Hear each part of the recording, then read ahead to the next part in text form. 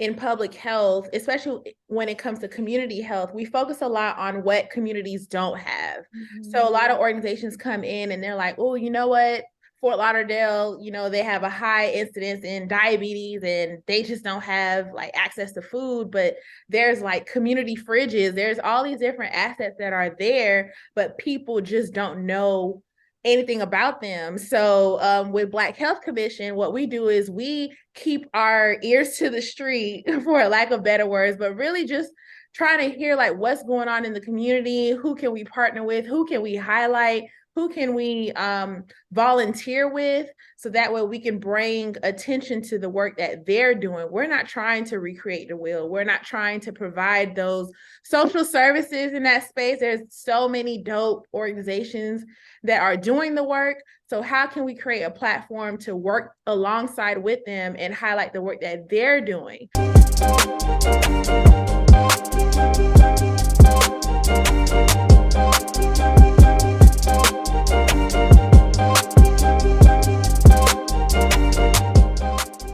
Hey guys, welcome to another episode of Legacy Speaks. My name is Sierra Hillsman, licensed professional counselor and emotional wellness coach. Today we're having another amazing conversation. And it's like cheesing from ear to ear because like this is my dog, y'all. Like we straight from Lauderdale bopping in the back of like our PE class, reading books, just kicking it.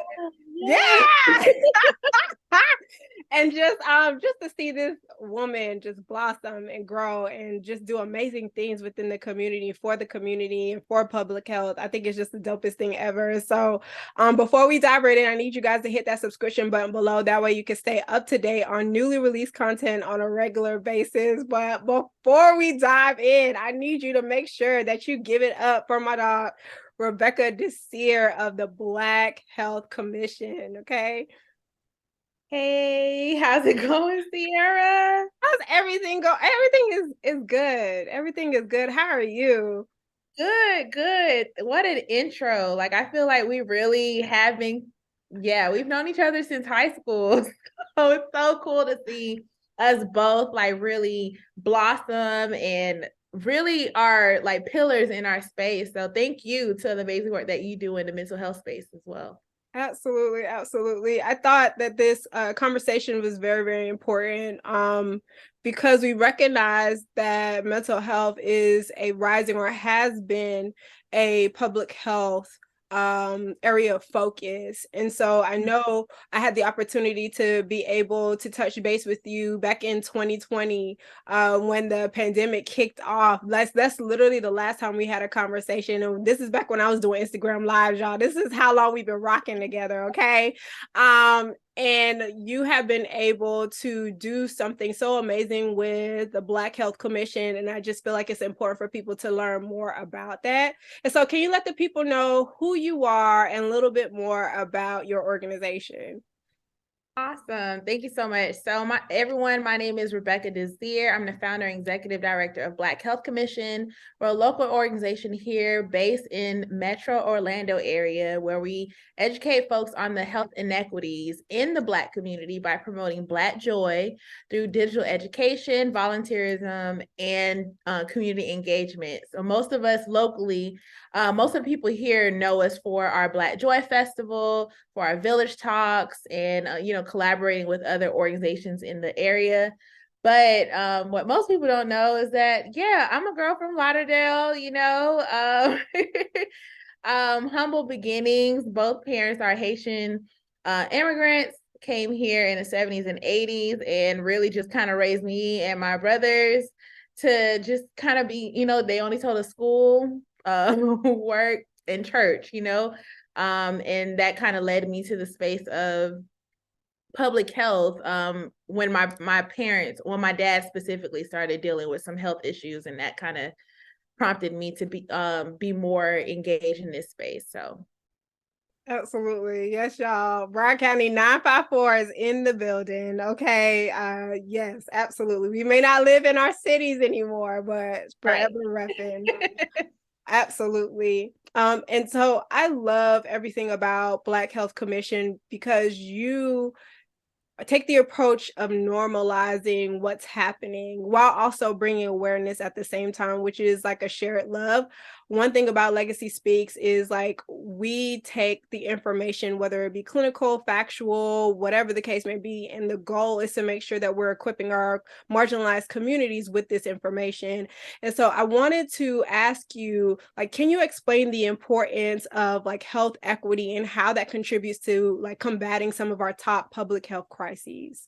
Yes. So with health equity, that's also a very popular topic. I think, mental health has been in that space for a minute, and now health equity has been in the limelight because, in healthcare, a lot of times we focus more on getting people access to healthcare, health insurance and all of that, but that's only 20% of our health. Like our health, our overall well-being is really focused on that 80%. So that's social determinants of health, which I feel like I'm getting my public health bag with that. But Go ahead. You got it.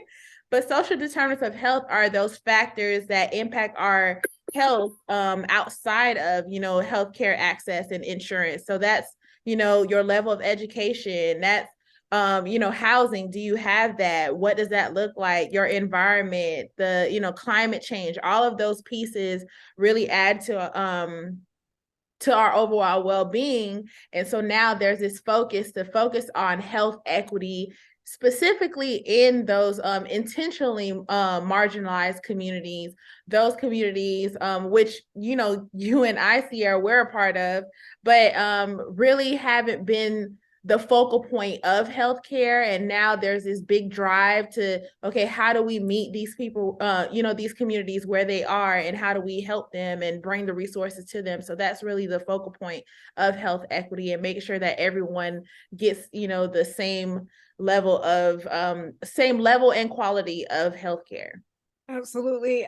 I appreciate that approach of widening the scope because you're so right. Like insurance is just one aspect of it all. And even then, like as a provider who still accepts insurance, because a number of therapists do not take insurance anymore, like we see the hoops and hurdles that clients have to go through, especially when it comes to managed care. And so oftentimes with managed care, it's like, okay, evidence-based practices, or they'll limit the number of sessions that a person may have, or they'll like only give them like a certain number amount of days in order to be in services, especially if you're inpatient, partial hospitalization, intensive outpatient. And so there's so many levels of restrictions. And oftentimes what we see, and even not just with mental health, but physical health as well, individuals would like to take the approach of, I would rather handle it on my own rather than going through the hoops and hurdles and the rejection and the disappointment that comes with managed care. And so I was wondering, like, how have you been able to navigate that space, or at least equip the populations that you serve with working through some of those hurdles as well? Yeah, so a lot of times, one thing that I always highlight is the fact that in public health, especially when it comes to community health, we focus a lot on what communities don't have. So a lot of organizations come in and they're like, oh, you know what? Fort Lauderdale, they have a high incidence in diabetes and they just don't have like access to food, but there's like community fridges, there's all these different assets that are there, but people just don't know anything about them. So with Black Health Commission, what we do is we keep our ears to the street, for lack of better words, but really just trying to hear like what's going on in the community, who can we partner with, who can we highlight, who can we volunteer with, so that way we can bring attention to the work that they're doing. We're not trying to recreate the wheel. We're not trying to provide those social services in that space. There's so many dope organizations that are doing the work. So how can we create a platform to work alongside with them and highlight the work that they're doing? Because again, a lot of these people are super passionate about what they're doing, but maybe they don't have the platform, or maybe they don't have, the resources to hire someone to help with marketing, or, all the things that come into managing a business. So again, Black Health Commission kind of come in that space and just kind of say, hey, did you know that there's a community garden here in this area? And like, let's come volunteer and harvest the collard greens and, donate it to the community members. But again, that's really where we kind of shine in that space, and just bringing those resources and tools in a way that the community can receive it and recognize that there are those resources. Hey, lovely. Shout out to you because I know mental and emotional wellness is important to you. If it wasn't, you wouldn't be listening to this podcast. But lean in really quickly because I know sometimes it's really hard to create a plan and actually sticking to it. So let's take your mental health to another level. Ever wonder what keeps you from fully executing? Ever wonder how you can build the confidence for decision making? Well, guess what? You're not alone, and I'm here to help. So head over to mentalhealthgoals.com for your free mental health plan. It'll give you practical strategies for addressing your current mental health needs. But first, you got to tap in. So head over to mentalhealthgoals.com to receive your free mental health action plan today. Do it right now. mentalhealthgoals.com. See you soon. Absolutely.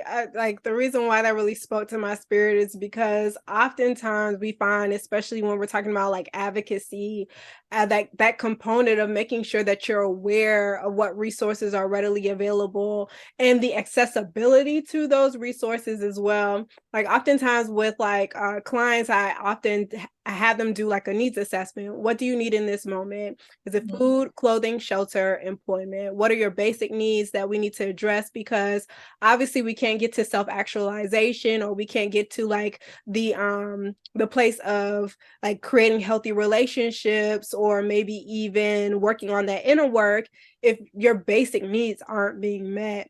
Right. Absolutely. It like I love that you add that to your practice too, like making sure that those basic needs are met. Because if you're not eating, you're not getting, livable wage. I'm not thinking about why am I depressed. I'm just trying to survive, So absolutely, absolutely. You hit the nail right on the head. Like we can't go deeper if we don't tend to those things as well. So I always encourage people to one, identify what their needs are, and then one, let me know where you live so we can find something that's like easily accessible, or I could point you to the right person to get you to where you need to be. Interestingly enough, I was having this conversation with a community action board that I just recently joined on behalf of the private practice that I've transitioned into full time.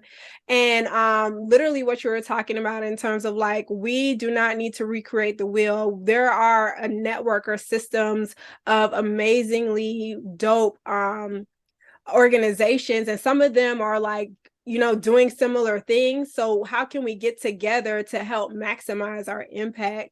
And so one of the things that I wanted to dive in with you is just like, why do you feel like advocating for mental well-being is so pivotal, especially within this particular time frame, or especially for marginalized populations? Yes, I think that's super important because so I started Black Health Commission officially in 2020, and that's really the time we started doing the IG lives, because I mean, we were just in the house trying to figure life out.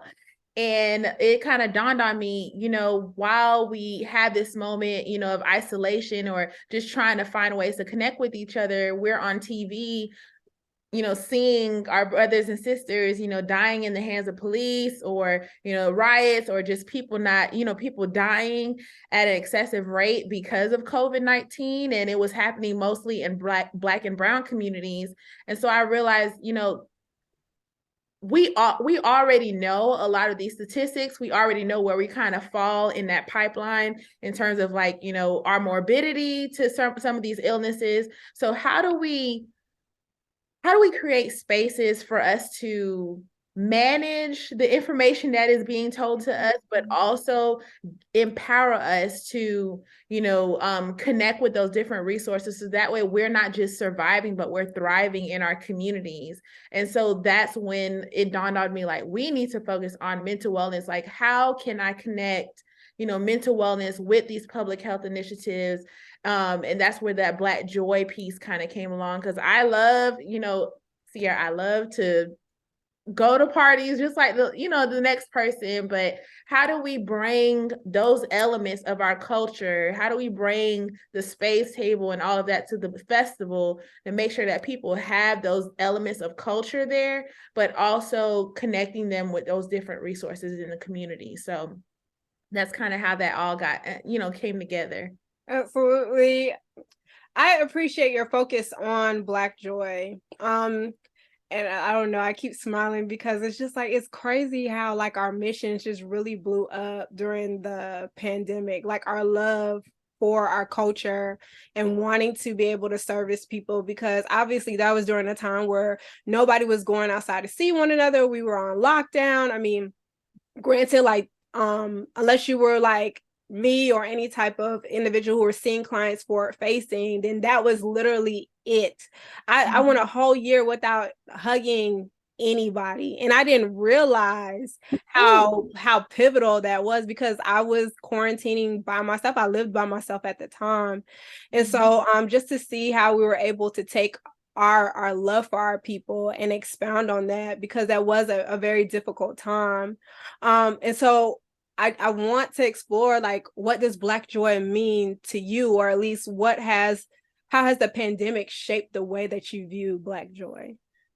Oh, I feel like so my full-time job, I work for a healthcare system. So I was seeing it firsthand.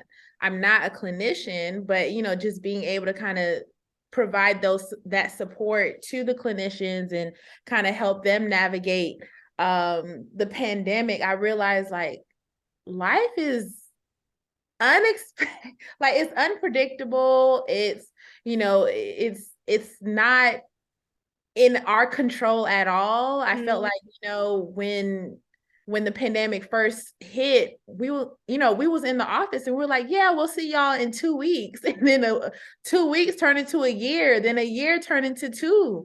And so it made me really be more cognizant of, how do I define joy? What brings me joy into my life? What are the things that make me happy? I've had to be mindful of like some of the hobbies, because with capitalism, it makes you feel like, dang, I need to monetize every little skill I have. And it's like, that is so unhealthy. Right.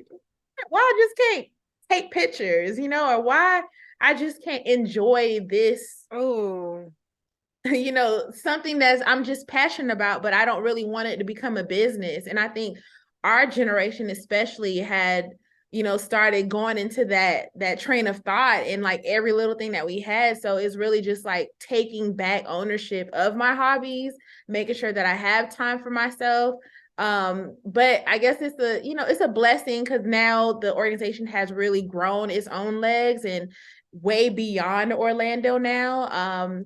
So now I'm redefining what that joy looks like for me, because now as a business owner, there's so many responsibilities that come with that. So how do I make sure that I'm really prioritizing that time for myself, my friends, my family, my partner, so that has been interesting. I'm still in transition trying to figure that out. So Yeah, as I said the question, I was like, dang, see, I never really had an opportunity to actually think about like what Black joy means to me.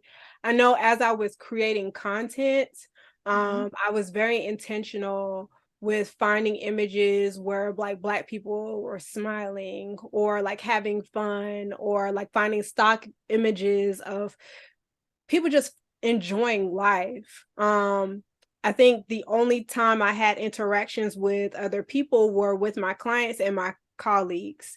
And so oftentimes as a clinician, I'm constantly hearing trauma story after trauma story, or like whatever stressor that they're dealing with in a day. But I also get an opportunity to like hear their growth and their progress, or whatever revelation that they had.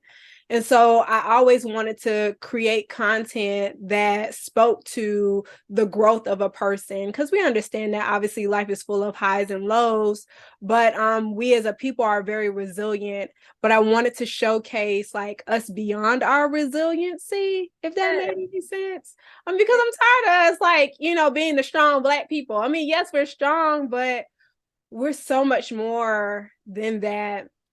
Which brings me to like our intentionality of like the importance of community. And so you've been able to leverage the development of community in order to create the Black Health Commission. So can you talk about the intentionality that you utilize with collaborating with like stakeholders and community partners and things of that nature to increase health equity? Hey y'all, it's Sierra. Make sure you head over to shoplegacysbks.com to check out the latest gear. As always, we have the classic therapy is dope crew neck as well as tees. So head over to cop your crew neck today. It comes in heather navy, that cardinal red, as well as that beautiful gold that we love to see. So head over to purchase yours, not only for yourself, but also for a friend as well. And we are offering free shipping right now. So head over to shoplegacysbks.com to cop all of your therapy's dope gear and check out all the other additional merch as well. Yes. So collaboration is key, whether you're, leading an organization like Black Health Commission or leading your own practice, firm, whatever it is that you're trying to do, it's so important to identify others who kind of see the vision and understand like how important it is to come together and achieve that goal. So a lot of times, especially with that time, again, IG Live, doing that every Sunday, building that online community happened a lot quicker than a local community, people who were actually starting to attend our event. So 2021 is when we first hosted the Black Joy Festival. And that's when I realized like, like this is a dream that's in my mind, and how do we make this happen? So just started reaching out to friends and family and just like, hey, do you know this person that can help me get this park? And then everyone just started coming together. As soon as they heard the vision, it was like, oh, I want to help with that. I want to help with that. And then as honestly, organically, we built that community. And until, till this day, we're still continuing to build that community online and in person with our community engagement activities. So I'm super thankful for that, but it's so important to not just have that in business, but even surrounding you day to day, having that support system and making sure that you have people that you can call and just be like, oh girl, I had a tough day. Or, just do you have a moment? Because a lot of times we think, we can just do everything by ourselves. But it's nice to have people to kind of lean on as well and just say like, hey, do you have a moment to just chat? So personally, it's important to have community, and just as a business, it's important to build that as well. As you were saying that, like the phrase emotional safety kept coming up. And I think oftentimes we forget as practitioners or as like servant leaders how imperative it is to have emotional safety for ourselves in the work that we do. And so it sounds like you were able to not only bring people together who had a heart for the community, but you were also able to create community while building community as well. Yes, very imperative. Yeah. And I could also imagine how important that is for us to be able to establish emotional safety for the people that we serve as well. Oftentimes, one of the reasons why a lot of clients or maybe even marginalized populations don't pursue certain services is because they don't feel safe. Obviously, the history of like Henrietta Lacks or like the syphilis situation that took place as well. There's just so many things that keep people of color from wanting to receive help. And so how do you help to develop emotional safety or maybe even personal safety as you are serving your population's choice? I think what has helped me as I continue to work with the community and work alongside the Black Health Commission team is authenticity. Staying true to myself helps others see that I'm not this superhero or, whatever thought that you have in your mind about me, as you kind of hear more about Black Health Commission and the things that I've been able to do through that space. Just for people to kind of see me as a human being, and that has helped create that emotional safety. And I'm very protective about the spaces that we create for the community, making sure that, we are in alignment with organizations that, not just in Black History Month, respect our community and respect our culture and our values, but throughout the year, like I'm making sure like, okay, well, this is, it, and that's hard because sometimes, there's people that I want to work with and I'm like, I don't know, and then there's other folks where it's like, okay, yes, we can definitely like our mission align, our values align. This makes sense. If you come to the festival or you come to this event, I won't do more harm than good. And a lot of times we have really good intentions of,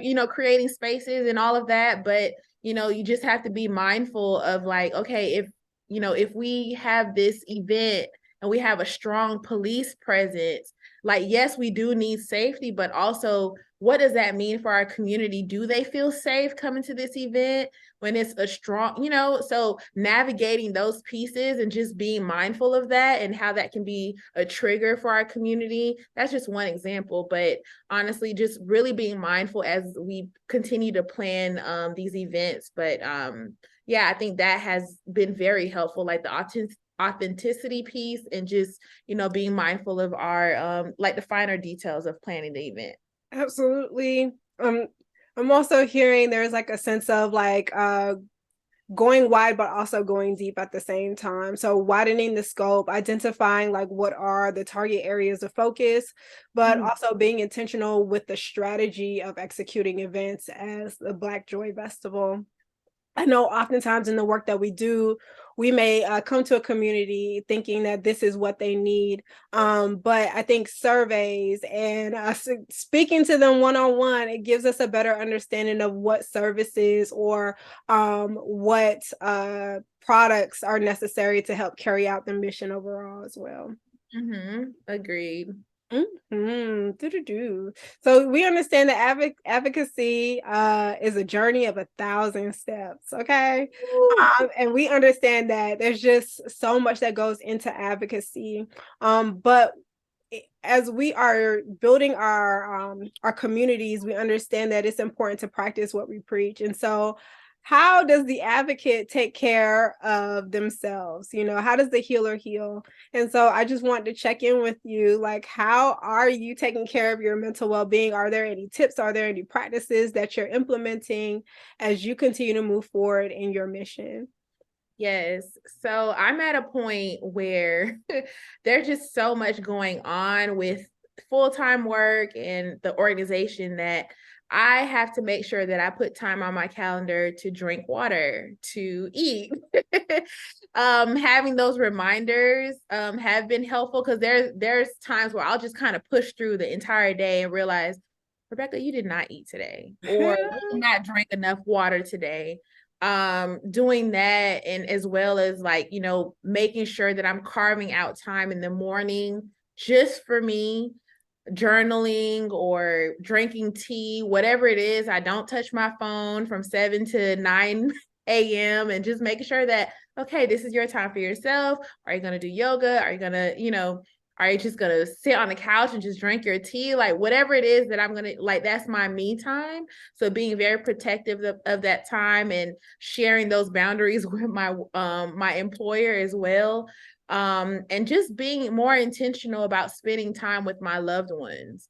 A lot of times, especially if you're like super career focused like myself, a lot of times you're just so focused on your career and like, you achieve one goal and you're already on to the next.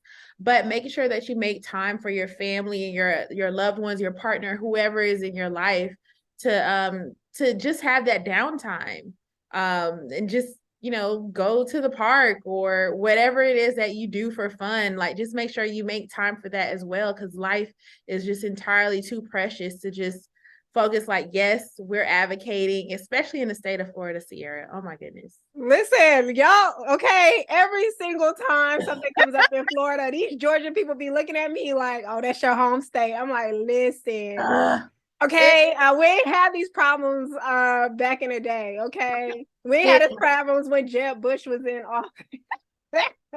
Look here, okay? So living here as an adult and trying to navigate this space and being so vocal about, what community I stand alongside with, it becomes a little bit like, dang, okay, what's the point? Because they're just like they're passing these laws, and we have a current law now, Stop Woke Act, and that changed even the way we can use language in healthcare, and health equity is being scrutinized. DEI initiatives are being scrutinized. Books are being like removed from the classroom. So it's just like so many things going on, and it's like we want to do so much, but then myself, I have to make sure that, okay, I only have this much time. So I'm just going to check this off my list and then focus on whatever it is I need to focus on for the rest of the week. Because that'll lead to burnout really quickly, just trying to make sure that, oh, we need to do this and we need to address this. We need to put a post on this. It's like, you're only one person. So giving myself grace as, we navigate through this space as well. Absolutely. Thank you for speaking on that, because obviously both of our platforms started off with like educating the people by leveraging social media. And sometimes you can get so bogged down with wanting to stay on top of the news. And I know for me, I had to personally take a step back and transition into like doing more of like training and development instead of like just educating via social media, because it just felt like I was feeding a never-ending monster while also trying to attend to the things that were happening in real time.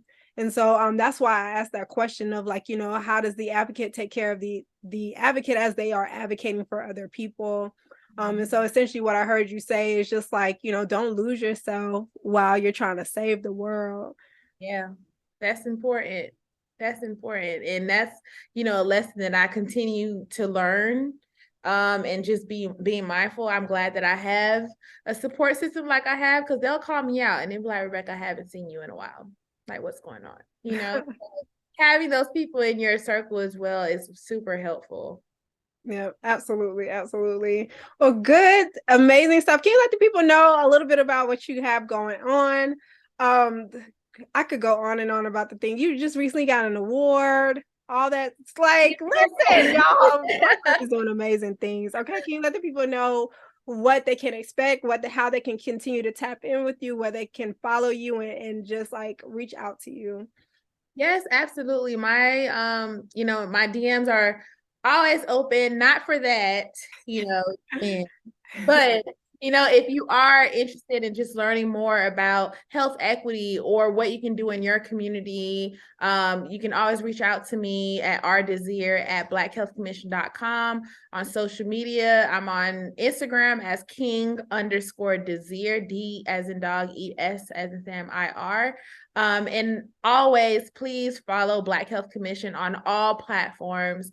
There's no underscore, no nothing. You just put Black Health Commission, you'll find us, or you can visit the website if you have a specific ask.